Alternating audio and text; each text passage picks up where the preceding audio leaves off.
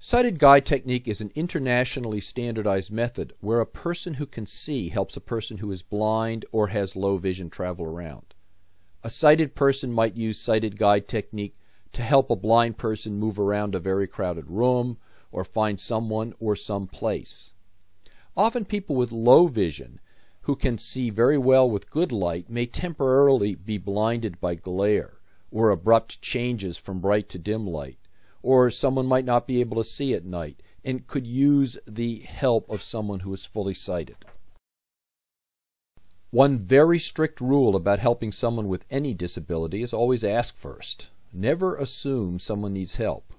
Blind people who have learned orientation and mobility skills can cross streets, navigate busy streets, find a coffee shop, or the next train as well as someone who can see.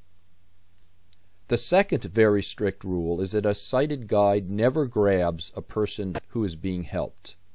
Let the person being helped grab you. The person doing the grabbing is the person in control, and you must leave control to the person being guided. If someone does not like what a sighted guide is doing, they can just let go. Grabbing a person is rude and may throw them off balance. As an occupational therapist, I often work with people who have physical disabilities, and I find someone who is unsteady is much more comfortable holding on to a helper as well.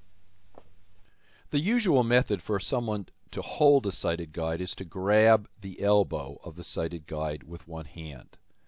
Some people place one hand on the guide's shoulder.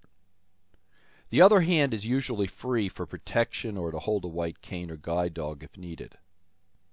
These hand placements allow the person being guided to feel and read the movements of the guide's body.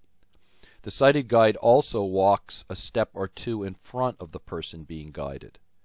Without the guide even saying anything, a totally blind person can tell by the guide's body movements when they are about to turn or are approaching an obstacle or step.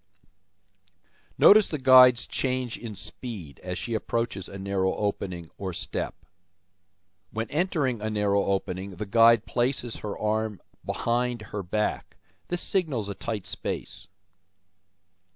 When approaching a step, an experienced blind person can tell by body movements when a guide steps up or steps down. When you help a blind person who cannot see a chair sit in that chair, just place their hand on the back of the chair. They'll figure out the rest.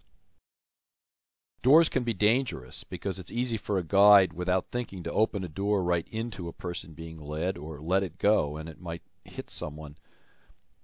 Again, the guide can just place the person's hand on the doorknob and then let the person being guided lead both of you through the doorway.